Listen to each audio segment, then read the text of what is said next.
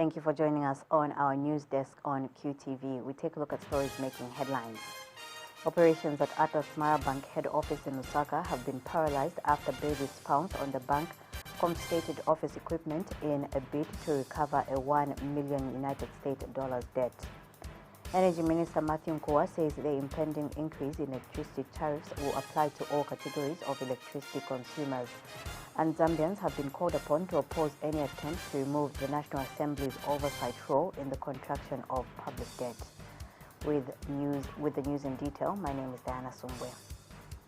Operations at Atlas Mara head office in Lusaka have been paralyzed after bailiffs acting on behalf of a creditor pounced on the bank confiscated office equipment, including computers. Workers who had reported for work were forced to surrender their laptops and asked to leave. The bailiffs were acting on behalf of one of the bank's main creditor, a white man who claims to be owed $1 million United States since 1996 by the bank, which came to be known as Atlas Mara following the acquisition of Finance Bank Zambia and the subsequent merger with Bank ABC.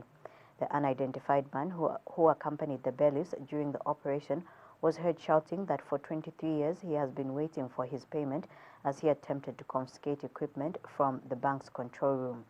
Pleas from the bank's officials for the man to spare the equipment in the control room fell on deaf ears as the uncompromising creditor was determined to get the equipment considered critical in the bank's operations. It is believed Atlas Mara inherited the liability when it took over Finance Bank after acquiring the bank in 2016. Atlas Mara officials refused to talk to journalists on the incident.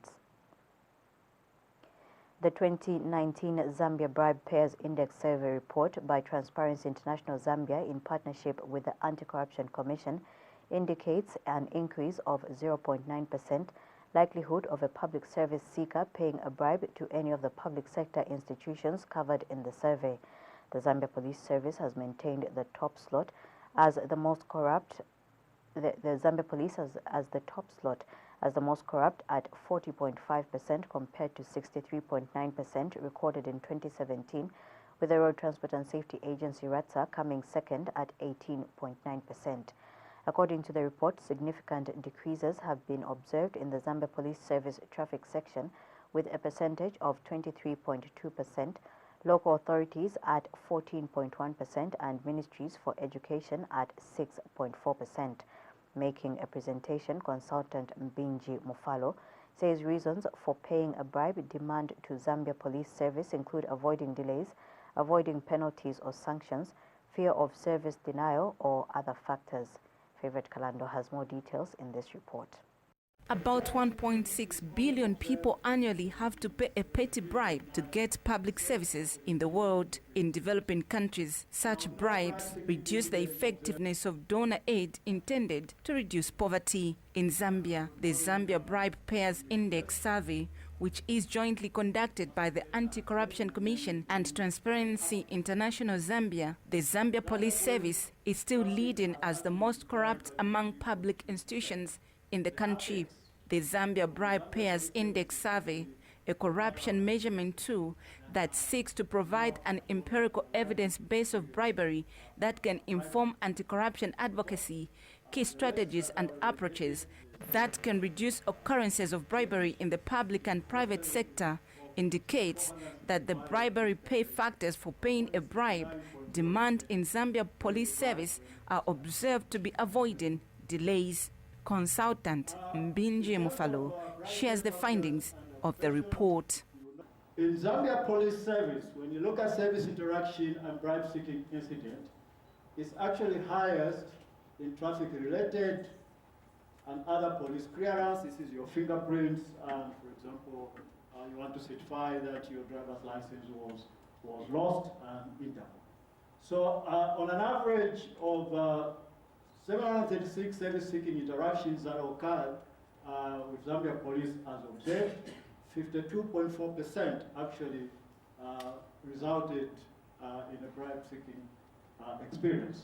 Transparency International Zambia chapter president Ruben Lifuka says TIZ is encouraged to see some positive trends in the bribery pairs index for some critical target institutions like the Zambia Police Traffic Section, which previously had 63.9%, likelihood of the public paying a bribe dropping to 40.7%.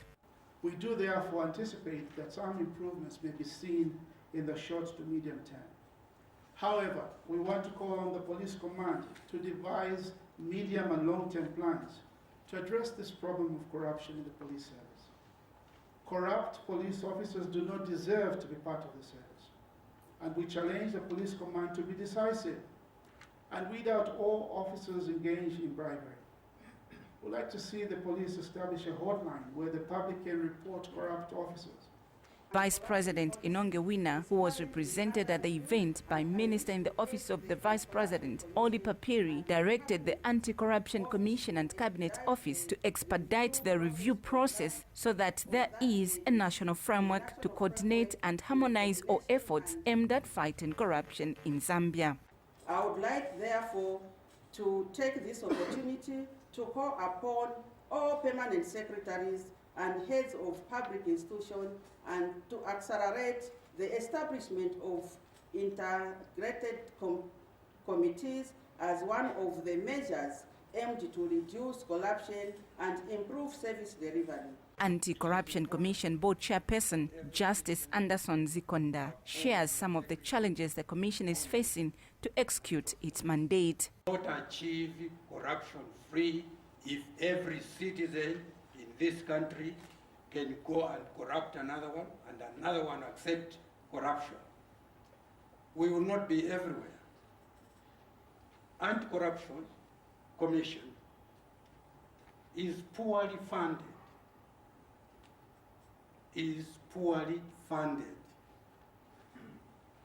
We do not have resources to be in every corner of this country.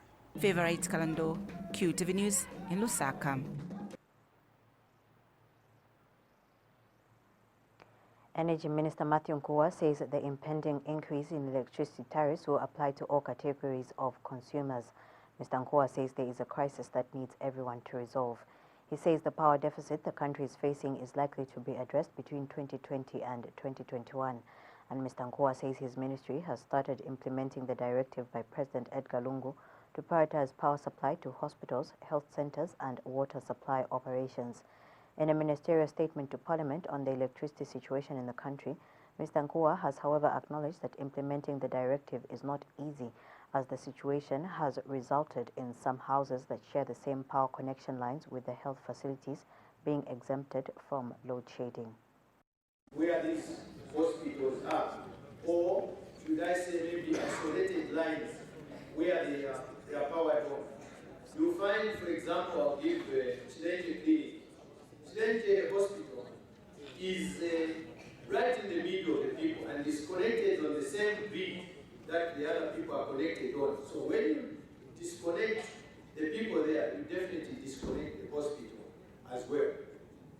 So in the meantime, what we are trying to do is some of the areas, we're not changing them, because now with that directive, it means that the other areas which are near the hospital will carry on working, whether working or enjoying the electricity, until such time that maybe we buy a generator for the hospital clinic to make sure that they have got power.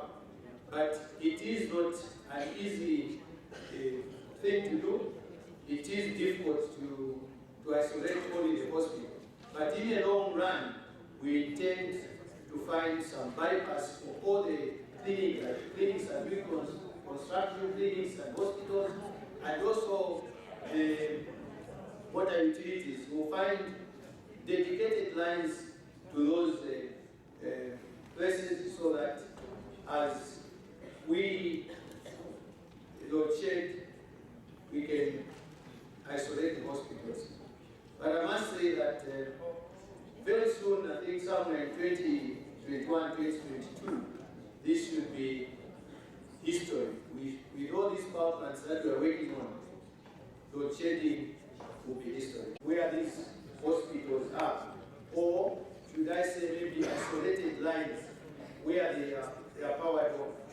You find, for example, I'll give a Millers Association of Zambia President Andrew Chintala has expressed doubt that mealie meal prices will reduce anytime soon. Mr. Chintala has told QTV News in an interview that even though there is stability in terms of mealie meal prices, the prices have continued to skyrocket. He has, however, assured members of the public that the association, together with the Ministry of Agriculture, are doing everything possible to ensure that mealie meal prices reduce so that the majority Zambians can afford. Mr. Chintala has expressed hope that as the country is heading towards the end of the marketing season, things will normalize. It's quite difficult because obviously the current prices, as you've seen, the current behavior or trend on the market is caused, is as a result of the market forces. So I cannot predict that, depending on what the farmers will be asking as we go forward in terms of what are they going to be selling their maize for. So that is what is really going to determine whether the prices will come down or remain stable, the prices will go up. So it's quite difficult for me to predict price reduction. It's quite difficult because obviously the current prices. Political scientist Dr. Alex Ngoma has called on Zambians to rally together and oppose any attempt to remove the National Assembly's oversight role in the contraction of public debt. Section 13 of the Constitution Amendment Bill number 10 proposes the amendment of Article 63 of the Constitution Act by the deletion of provisions requiring the National Assembly's oversight over contraction of public debt and ratification of agreements and treaties. But Dr. Ngoma has told QTV News that Parliament should be allowed to exercise oversight on the debt contraction. He says democracy is not a one-man show, but is about checks and balances, thus the need for Parliament not to remove the clause from the Constitution. I think that it would be a mistake to go along that path. It would be very, very unfortunate. You see, democracy is not a one-man game. Democracy is about checks and balances. Parliament should actually be allowed to exercise oversight on a debt contraction. So I would advise this whole country to rally together and oppose any attempt to remove this, because it is not in the best interest of. The Zambia Chamber of Mines, ZCM, has reiterated its advice to government to maintain the value-added tax VAT as opposed to introducing the goods and sales tax. ZCM President Guduo Mateo says the chamber still holds the view that the current VAT system can be an effective tax if government changes their approach with regards VAT refunds. Mr. Mateo states that government can, for example, consider offsetting VAT refunds against other tax liabilities. Speaking when he made a presentation on the latest ZCM report on the sales tax in Lusaka, Mr. Mateo says government can also start allowing mining companies to defer VAT on imports. He states that the Chamber of Mines is also urging government to consider technical solutions such as invoice matching software and VAT refund forecasting and monitoring system. And Mr. Mateo says the Chamber is further urging government to maintain the 2018 mining tax regime in the 2020 national budget as a measure to boost production and profit margins for the mines. He says if government does not maintain the 2018 tax regime, it should consider reducing the mineral royalty tax. So, what are the final recommendations coming from this report? First and foremost is that let's maintain the VAT system. Sales tax will not work. It will only serve to compound the cost of doing business in the country and has the potential to wipe out a lot of our local contractors and suppliers in the industry as well as in other industry.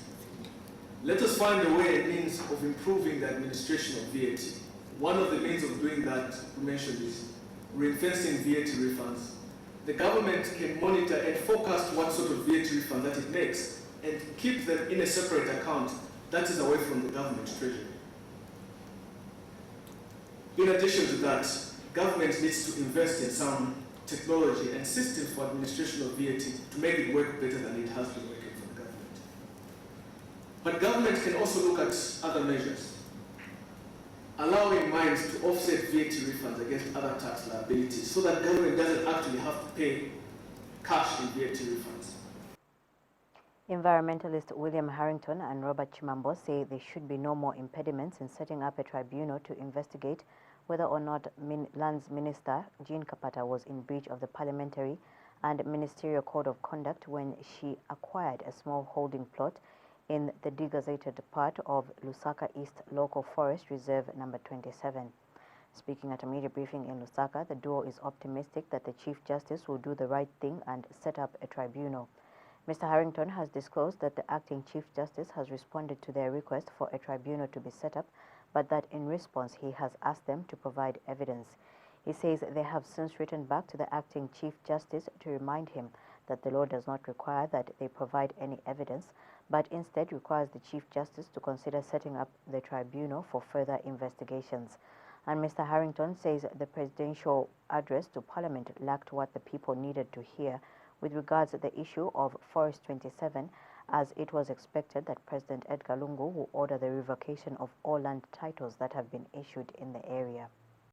We are praying and we hope, we are confident that he will respect the judgment and appoint a tribunal. Because as we said, the option is to go for a judicial review. It doesn't make sense to go for a judicial review where there's already a ruling.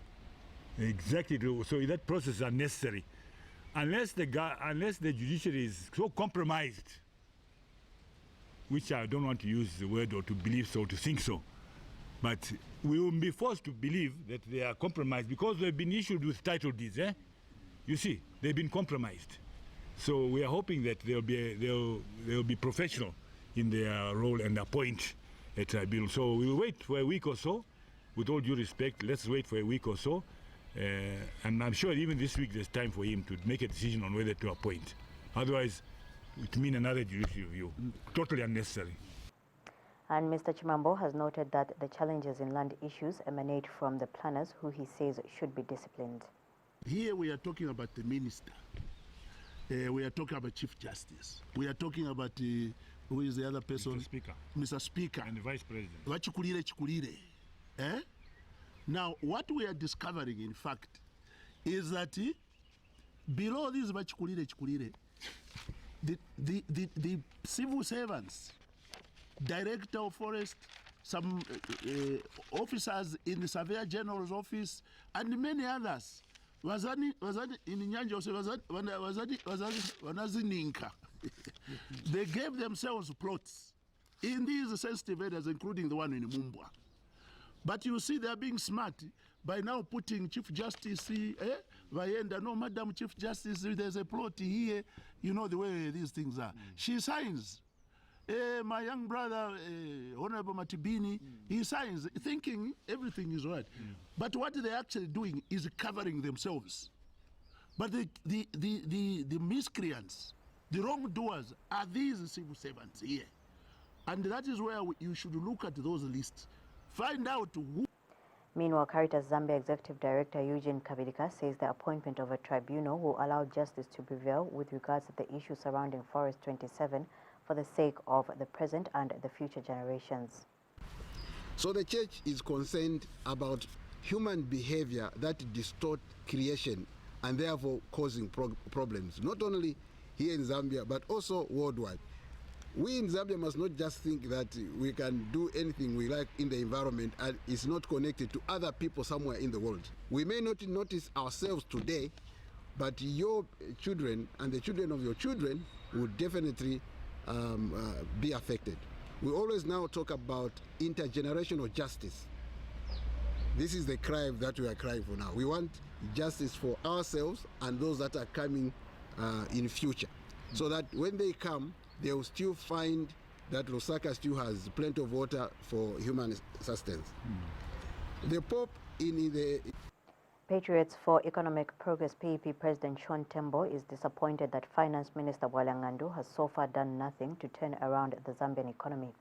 Mr. Tembo says what is particularly disappointing is that Dr. Ngandu has seemingly failed to distinguish himself from his predecessor. He states that his party, however, advises Dr. Ngandu to seize the opportunity and use the presentation of the 2020 national budget to prove his worth. Mr. Tembo has told QTV News that he expects Dr. Ngandu to demonstrate to the Zambian people that he knows and understands what needs to be done to mend the Zambian economy. He says it is expected that the finance minister will use the 2020 national budget to address bottlenecks in the growth of the economy. It is on this basis that we are hopeful that the new finance minister will seize the opportunity of the presentation of the 2020 national budget, which is expected later this month, to basically demonstrate to the Zambian people that he has a sound understanding of the issues which are acting as a bottleneck to the development and prosperity of our economy. We believe that these issues basically include leakages in terms of tax as well as non-tax revenue. There has to be measures to basically plug those leakages, as well as the issue of policy inconsistency, such as what we had in terms of sales tax, which basically brought about anxiety in terms of a business environment where business players were not sure which direction the economy is headed.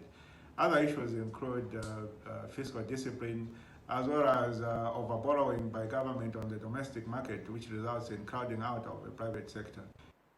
A renowned Brazilian livestock company is in the process of exporting bovine cattle, semen and embryos to Zambia to heighten cattle breeding in the country. The Franco Institute, in conjunction with the Brazilian government, have already prepared a memorandum of understanding which has since been presented to Zambia's ambassador to Brazil, Alfreda Kansembe Mwamba, in the Brazilian city of Uberaba. According to a statement issued by First Secretary Press and Public Relations at the Zambian Embassy in Brazil, Grace Makawani, Institute President Daniel Franco presented the MOU to Ambassador Kansembe so that the Zambian government could do its part. Dr. Kansembe says Brazil is eager to see the MOU take effect in the shortest possible time. Dr. Kansembe has declared that once the Memorandum of Understanding takes effect, even foot and mouth disease will be eradicated from Zambia's cattle industry. This project is about improving cattle breeding high quality of cattle, and using modern methods of breeding cattle. They have technology which is very advanced, and we as Zambia are looking forward to partner with Brazil. And as a matter of fact, Brazil has already made these proposals and they've just sent it to us. And now we are looking at those proposals. And for me as ambassador, I'm very happy because I've been following this progression of this project from the beginning up to this stage. And I'll be very happy if my government can agree to partner with Brazil on this project, because this project is a project that will help future generations, all the small-scale cattle farmers, to improve their breed and to improve their numbers and to improve food baskets. Our governor, enviemos isso para a Zâmbia. Send that to Zambia. E falo em meu nome de toda a equipe. He's talking his name in the whole group of employees he has. Brazil is the world's largest exporter of beef and has a population of 232 million heads of cattle, exporting 1.3 million tons of meat in 2018 and earning revenue of $6.2 billion. The Young African Leaders Initiative YALI says the failure by NDC leader Chimba Kambwili to provide the Drug Enforcement Commission with details of his drug trafficking allegations against businessman Valdin Findlay shows that he was merely raising false alarm aimed at President Edgar Lungu. Speaking at a media briefing, YALI governance advisor Isaac Mwanza has also challenged First Republican President Kenneth Kaunda's son Kaweche, who claims to have evidence to support Mr. Kambwili's claims to help investigative wings with information. Mr. Mwanza says Mr. Kambwili should practice mature, truthful and inspiring politics. And YALI President Andrew Ntewe has described the negative sentiments from sections of society aimed at the YALI leaders as mere distractions which will not be taken seriously. Mr. Kambwili's failure to provide details to the Drug Enforcement Commission shows that he was merely raising a false and calculated alarm targeted at the head of state, resulting from the political disease he's suffering from, and in defense of the business interests who think Mr. Kambwili's mouth may be useful to advance the non-existence drug-related allegations they are making. Mr. Kambwili is behaving like that boy, Muno, from a primary school reader who shouted, "Lion, lion," when there was no lion. The day when the actual lion may be there, no one will take Kambwili seriously because his behavior is a predictable pattern. All the time he opens his mouth. Again, we repeat, there is no lion in the drug-related allegations made by Mr. Kambwili. For us, we take whatever is being said as a distraction or a detraction from what we stand for. And as the statement has already indicated, we stand for effective leadership. We stand for promoting human rights and democracy in this country. That's what we stand for. And because we stand for that, we know there are people that don't like us. Zambia will assume the chairpersonship of the African ministers responsible for civil registration and vital statistics, CRVs, in October 2019. According to a statement made available to QTV News by First Secretary Person Tourism at the Zambian Embassy in Addis Ababa, Ethiopia, Inutu Mwanza, the position will be held by Minister of Home Affairs Stephen Kampyongo for a period of 2 years. Zambia, which is taking over from Mauritania, will assume the position of the 5th Conference of African Ministers responsible for civil registration and vital statistics, which will be held in Zambia from 14th to 18th October 2019. Home Affairs Minister Stephen Kampyongo has since commended Zambia's ambassador and permanent representative to the African Union, Emmanuel Mwamba, for signing the host agreement for the conference on behalf of Zambia. Let me take this opportunity to sincerely thank our permanent representative to the AU, Ambassador Mwamba, for signing the consent agreement to host the conference for ministers responsible for civil registration and vital statistics in Zambia, Lusaka in particular. That agreement was awaiting the approval of cabinet to host that very important conference.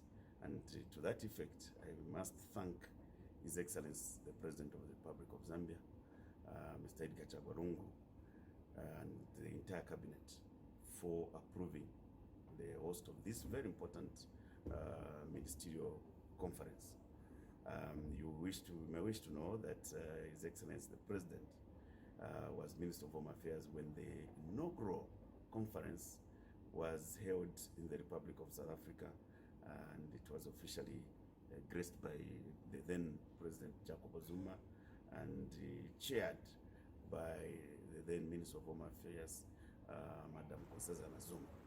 And I happened to be the one who was to represent. Government has held the role that Horizon Primary and Secondary School is playing in the promotion of mathematics and information communication technology in the country. Provincial Education Officer Christopher Sinkamba says the efforts that Horizon is making in promoting the two subjects shows that the school cares for the academic advancement of pupils. Officiating at the Horizon Mathematics Competition and Computer Olympiad Award-giving ceremony in Lusaka, Dr. Sinkamba urged Horizon School to extend its promotion of the two subjects across the country.